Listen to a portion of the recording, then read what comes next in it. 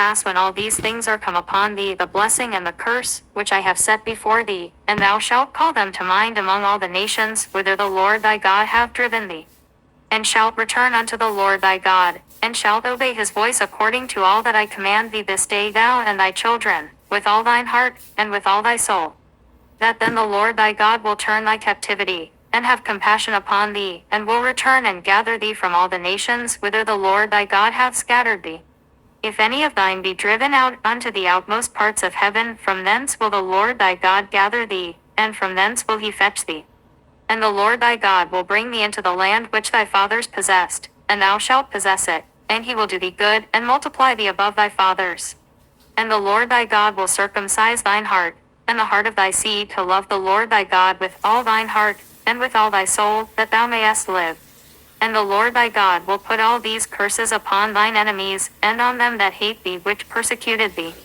And thou shalt return and obey the voice of the Lord, and do all his commandments which I command thee this day. And the Lord thy God will make thee plenteous in every work of thine hand, in the fruit of thy body, and in the fruit of thy cattle, and in the fruit of thy land for good, for the Lord will again rejoice over thee for good, as he rejoiced over thy fathers. If thou shalt hearken unto the voice of the Lord thy God, to keep his commandments and his statutes which are written in this book of the law, and if thou turn unto the Lord thy God with all thine heart, and with all thy soul. For this commandment which I command thee this day, it is not hidden from thee, neither is it far off. It is not in heaven, that thou shouldest say, who shall go up for us to heaven, and bring it unto us, that we may hear it, and do it.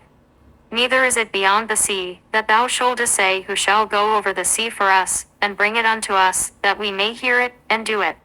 But the word is very nigh unto thee, in thy mouth, and in thy heart, that thou mayest do it. See, I have set before thee this day life and good, and death and evil. In that I command thee this day to love the Lord thy God, to walk in his ways, and to keep his commandments and his statutes and his judgments, that thou mayest live and multiply, and the Lord thy God shall bless thee in the land whither thou goest to possess it. But if thine heart turn away, so that thou wilt not hear, but shalt be drawn away, and worship other gods, and serve them, I denounce unto you this day that ye shall surely perish, and that ye shall not prolong your days upon the land whither thou passest over Jordan to go to possess it.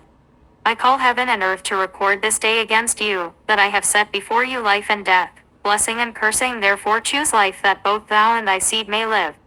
That thou mayest love the Lord thy God, and that thou mayest obey his voice, and that thou mayest cleave unto him, for he is thy life and the length of thy days, that thou mayest dwell in the land which the Lord sware unto thy fathers, to Abraham, to Isaac, and to Jacob, to give them.